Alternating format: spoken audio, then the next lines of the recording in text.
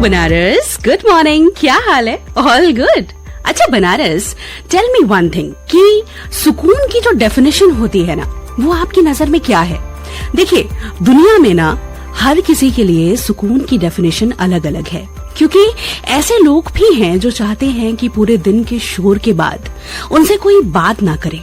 उन्हें बहुत शांति चाहिए कि पूरे दिन ना ट्रैफिक, काम, बहुत कुछ सहन कर लिया, अब बस मैं घर जाऊं, चाबी लगाऊं, ताला खोलूं और अंदर जाते ही दरवाजा बंद कर लूं और फिर हाथ पैर धो के बालकनी में पांव पे पांव चढ़ा के बैठूं। ठंडी ठंडी हवा, मेरे खुद के हाथों की अदरक वाली चाय का एक प्याला और बस कोई शोर नहीं।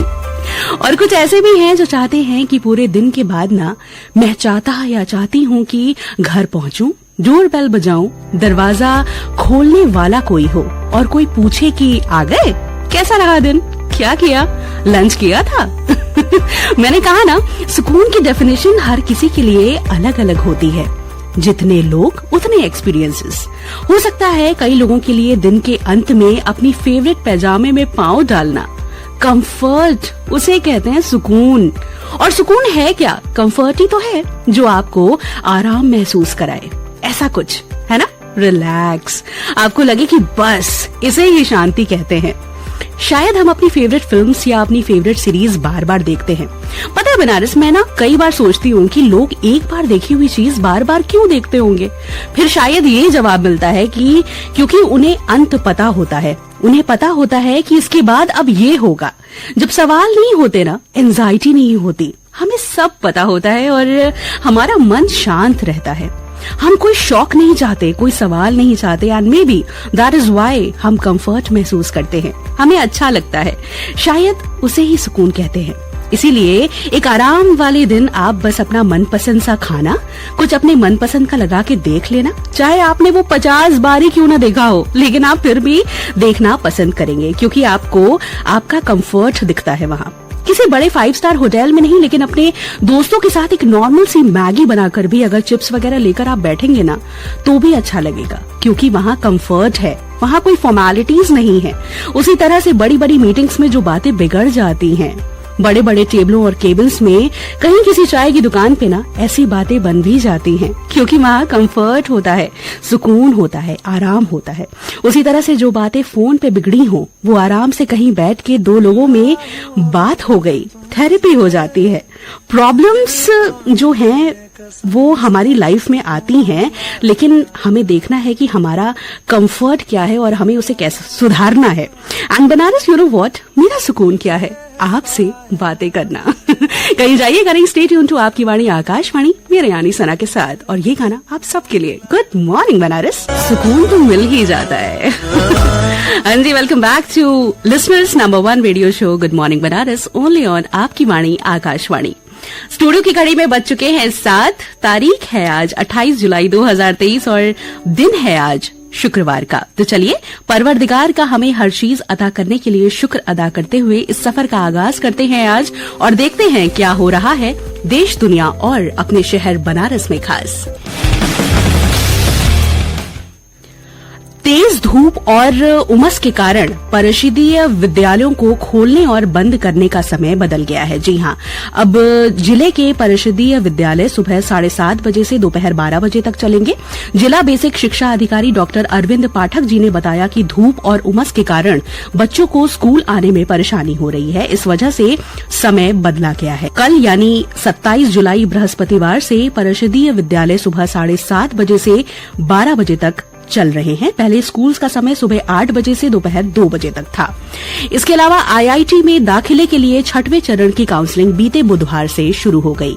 5वें चरण की काउंसलिंग तक आईआईटी बीएचयू की 1578 सीटें लॉक हुई हैं। अब 11 सीटें बची हैं। आईआईटी बीएचयू में मैकेनिकल इंजीनियरिंग विभाग के प्रोफेसर एपी हर्षा जी ने बताया कि अंतिम चरण की काउंसलिंग प्रक्रिया चल रही है। जो छात्र छात्राएं सीटें लॉक कर रहे हैं, उन्हें 7 अगस्त तक संस्थान रिपोर्ट करना है और 8 अगस्त से कक्षाएं शुरू हो जाएंगी। इसके साथ ही लाल बहादुर शास्त्री इंटरनेशनल एयरपोर्ट से श्रीनगर और लेह की कनेक्टिंग फ्लाइट 1 सितंबर से 29 अक्टूबर के बीच उड़ान भरेगी। इसके विस्तृत स्केड्यूल विमानन कंपनी स्पाइस जेट ने जारी कर दिए हैं। हिमाचल प्रदेश की कनेक्टिंग फ्लाइट भी उड़ान भरेगी। ये फ्लाइट धर्मशाला एयरपोर्ट तक जाएगी। विमानन कंपनी ने ट्रैफिक सर्वे के बाद कई रूटों पर फ्लाइट संचालन का स्केड्यूल जारी किया है। कंपनी के अधिकारी के मुताबिक वाराणसी से गुवाहाटी, गुवाहाटी से वाराणसी, वाराणसी से खुजराहो और खुजराहो से वाराणसी की फ्लाइटों का रोजाना आवागमन होगा। वाराणसी से हैदराबाद और हैदराबाद से वाराणसी की फ्लाइट सप्ताह में 3 दिन ही उड़ान भरेगी। वन स्टॉप में फ्लाइट लेह, श्रीनगर और धर्मशाला तक जाएगी। इसके साथ ही काशी आने वाले पर्यटक और श्रद्धालु अब प्रयागराज, चित्रकूट, अयोध्या, मथुरा और कुशीनगर तक हवाई सफर कर सकेंगे। काशी से एक साथ 6 हेलीकॉप्टर्स उड़ेंगे। जी हां, काशी से सभी धार्मिक स्थलों की हवाई मार्ग से जोड़ने की पहल पर पर्यटन विभाग ने तेजी से काम शुरू कर दिया है। पर्यटकों को कम समय में प्रदेश के महत्वपूर्ण धार्मिक स्थलों की सैर कराने की योजना पर शासन की मुहर लग गई है। अब हेलीपोर्ट निर्माण के लिए जमीन की तलाश शुरू कर दी गई है। हेलीपोर्ट पर एक साथ 8 से 10 हेलीकॉप्टर्स खड़े हो सकेंगे और इसके बाद इसके बनने से काशी में पर्यटन उद्योग और रफ्तार पकड़ेगा। Hotel, transport, guide, restaurants, guest house, नाविक, क्रूज, बनारसी खान पान, हस्तशिल्प उत्पाद, बनारसी साड़ी का व्यवसाय और बढ़ेगा और इससे कई सारे लोगों को रोजगार भी मिलेगा। इसके साथ ही गोवा की 12 वर्षीय गुंजन पंकज प्रभु नार्वेकर ने 62.5 आवर्स में लद्दाख की मारखा घाटी में 6000 मीटर से ऊंची 3 पर्वत चोटियां फतह करके एक नया इंटरनेशनल रिकॉर्ड बनाया है। वाह! उन्होंने अपने भविष्य की योजना को लेकर कहा कि मैं अब माउंट एवरेस्ट और अन्नपूर्णा पर चढ़ना चाहती हूं और अपने माता पिता और देश को प्राउड फील कराना चाहती हूं और आपके इस जज्बे को हम सलाम करते हैं गुंजन। इसके साथ ही उत्तर प्रदेश के माननीय मुख्यमंत्री योगी आदित्यनाथ जी ने आगरा मेट्रो की स्पीड ट्रायल का शुभारंभ किया। उन्होंने कहा कि ताज पूर्वी गेट से मनकामेश्वर मंदिर तक के 6 किलोमीटर के इस मेट्रो रूट को 6 माह पूर्व यानी अब उसे फरवरी 2024 तक पूरा करने का लक्ष्य है। तो जी ये रहा देश दुनिया और अपने शहर का हाल समाचार। Now let's move on to the history and special events of today, that is 28th of July।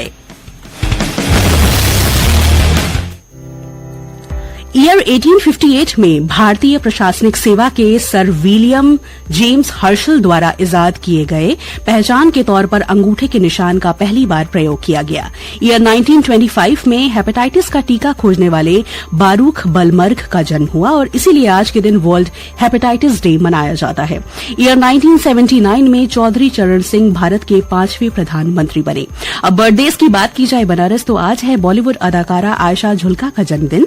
ये साल 1972 में पैदा हुई थी। इसके साथ ही ईयर 1983 में बॉलीवुड एक्टर धनुष और 1986 में अभिनेत्री हुमा कुरैशी का जन्म हुआ। तो आप सभी को जन्मदिन की ढेर सारी शुभकामनाएं। अब स्पेशल इवेंट्स की बात की जाए बनारस तो आज है यानी विश्व प्रकृति संरक्षण दिवस, नेचर कंजर्वेशन डे, जो हर साल आज यानी 28 जुलाई को ये पहचानने के लिए मनाया जाता है कि एक स्वस्थ पर्यावरण एक स्थिर और उत्पादक समाज और भावी पीढ़ियों के लिए आधार है। हमें अपने प्राकृतिक संसाधनों की रक्षा, संरक्षण और सतत प्रबंधन करना चाहिए। इसके अलावा जैसा कि मैंने आपको बताया कि आज है विश्व हेपेटाइटिस दिवस, जो हर साल 28 जुलाई को हेपेटाइटिस पर राष्ट्रीय और अंतर्राष्ट्रीय प्रयासों को बढ़ाने का अवसर उत्पन्न करने के लिए प्रतिवर्ष आज के दिन इसे मनाया जाता है। साथ ही ये दिन लोगों को हेपेटाइटिस बीमारी और इससे पीड़ित लोगों को जीवन में इसके परिणामों के बारे में जागरूक करता है। और आज हेपेटाइटिस डे से जुड़ी कुछ खास बातें बताने के लिए मेरे साथ जुड़ चुके हैं हमारे आज के खास मेहमान। नमस्कार श्रोताओं, गुड मॉर्निंग बनारस कार्यक्रम में आप सभी का स्वागत। हाजिर हूं आपके सेहत का दोस्त डॉक्टर वी.के. पांडे, होम्योपैथिक विशेषज्ञ सिगरा वाराणसी। आज विश्व हेपेटाइटिस दिवस है। वर्ष 2023 हेपेटाइटिस दिवस का थीम है वन लाइफ वन लीवर। प्रतिवर्ष 28 जुलाई को हेपेटाइटिस दिवस मनाने का उद्देश्य है वैश्विक स्तर पर वायरल हेपेटाइटिस के प्रति लोगों में जागरूकता पैदा करना तथा नोबेल पुरस्कार विजेता बारूच ब्लूमबर्ग को याद करना, जिन्होंने हेपेटाइटिस वायरस की खोज की एवं इसका टीका विकसित किया। आइए देखते हैं हेपेटाइटिस क्या है। हेपेटाइटिस की अवस्था में लीवर की कोशिकाओं में सूजन हो जाता है, लीवर हमारे शरीर के प्रमुख अंगों में से एक है जो पोषक तत्वों को प्रोसेस करता है, रक्त का शोधन करता है, इन्फेक्शन से हमें बचाता है। जब यह बीमार हो जाता है तो हमारे शरीर की ये क्रियाएं बाधित हो जाती हैं। हेपेटाइटिस मुख्यतः दो प्रकार का होता है। सिंपल हेपेटाइटिस जो परहेज तथा होम्योपैथिक दवाओं के सेवन से ठीक हो जाता है, जबकि वायरल हेपेटाइटिस में विशेष करके हेपेटाइटिस बी और हेपेटाइटिस सी बहुत घातक होते हैं। वायरल हेपेटाइटिस के लक्षण क्या हैं? वायरल हेपेटाइटिस में वो सारे लक्षण देखने को मिलते हैं जो नॉर्मल पीलिया में पाए जाते हैं, जैसे भूख नहीं लगना, उल्टी जैसा मन करना, डार्क येलो कलर का यूरिन होना, आंख पीली पड़ जाना, शरीर में खारिश होना, बहुत थकान महसूस होना, बुखार व जोड़ों में दर्द होना आदि आदि। मोड ऑफ ट्रांसमिशन की बात करें तो हेपेटाइटिस बी मुख्यतः ब्लड, स्पूटम, सीमेन और संक्रमित मां के माध्यम से इंसानी शरीर में प्रवेश करता है।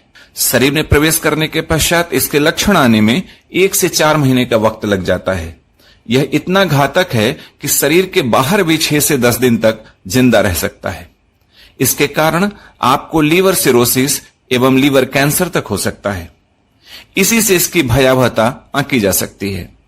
हेपेटाइटिस बी एक डीएनए वायरस है, इससे बचाव का टीका उपलब्ध है, जबकि इससे अलग हेपेटाइटिस सी एक आरएनए वायरस है और इसका ट्रांसमिशन ब्लड टू ब्लड होता है। इसके संक्रमण में लीवर सिरोसिस और लीवर कैंसर का खतरा बना रहता है, लेकिन इसका टीका अभी तक उपलब्ध नहीं है। हेपेटाइटिस से बचाव के उपाय क्या है? सामान्यतः हेपेटाइटिस से बचाव के लिए नियमित जीवन शैली, खाना पीना, कम तेल मसाला व अल्कोहल से परहेज, कम से कम दर्द निवारक तथा एंटीबायोटिक दवाइयों का सेवन करना आदि। विशेष करके वायरल हेपेटाइटिस में उसके ट्रांसमिशन के कारणों को ध्यान में रखना चाहिए, जैसे इन्फेक्टेड निडल का प्रयोग, इन्फेक्टेड ब्लड ट्रांसफ्यूजन, हाथों पर टैटू बनवाना, सामूहिक रेजर से दाढ़ी बनाना आदि आदि। हेपेटाइटिस की परेशानी में होम्योपैथी में अत्यंत कारगर दवाइयां उपलब्ध हैं।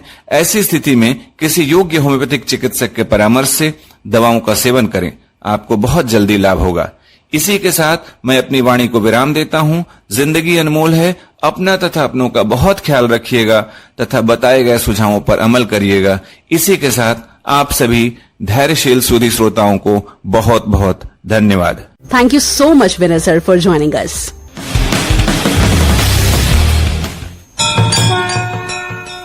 हाँ जी बनारस देखिए, काशी के कण कण में शिव हैं और यहाँ की महिमा भी अनंत है।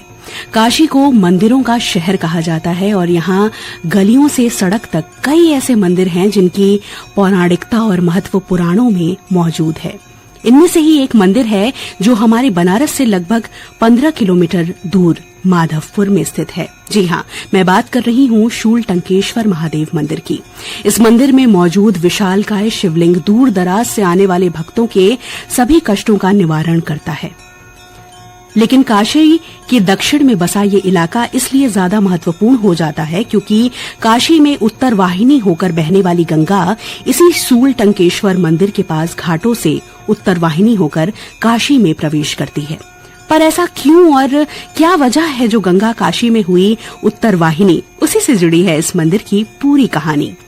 शहर से करीब 15 किलोमीटर दूर दक्षिण में जिस स्थान से गंगा उत्तर वाहिनी होकर काशी में प्रवेश करती है, वहां है शूल टंकेश्वर का मंदिर। मंदिर के पुजारी बताते हैं कि इस मंदिर का नाम पहले माधव ऋषि के नाम पर माधवेश्वर महादेव था। शिव जी की आराधना के लिए उन्होंने ही इस लिंग की स्थापना की थी। ये बात गंगा अवतरण से पूर्व की है। गंगा अवतरण के समय भगवान शिव ने इसी स्थान पर अपने त्रिशूल से गंगा को रोककर ये वचन लिया था कि वो काशी को स्पर्श करते हुए प्रभावित होंगी और साथ ही काशी में गंगा स्नान करने वाले किसी भी भक्त को कोई जलीय जीव हानि नहीं पहुंचाएगा। गंगा ने जब दोनों वचन स्वीकार कर लिए, तब भगवान शिव ने अपने त्रिशूल वापस खींच लिया। तब यहाँ तपस्या करने वाले ऋषि मुनियों ने इस शिवलिंग का नाम शूल टंकेश्वर रखा। इसके पीछे धारणा ये थी कि जिस प्रकार यहाँ गंगा का कष्ट दूर हुआ, उसी प्रकार अन्य भक्तों का कष्ट दूर हो। यही वजह है कि पूरे वर्ष तो यहाँ भक्त दर्शन को आते ही हैं, लेकिन जिन भक्तों की यहाँ दर्शन से पूरी होने वाली मनोकामनाओं के बारे में पता है, वो सावन के महीने में दूर दराज से आते हैं। तो आप भी वहां जरूर जाएं और देखिए बनारस, हम दुनिया में किसी भी कोने में चले जाएं, कितनी ही जगह एक्सप्लोर क्यों ना कर लें, बड़े बड़े रेस्टोरेंट्स और कहीं भी चले जाएं, लेकिन जो इत्मीनान और सुकून धार्मिक स्थलों पर मिलता है, फिर चाहे वो किसी भी रिलीजन से रिलेटेड क्यों ना हो, इन स्थानों पर जाकर एक अजीब सा सुकून मिलता है जो शायद ही कहीं मिले।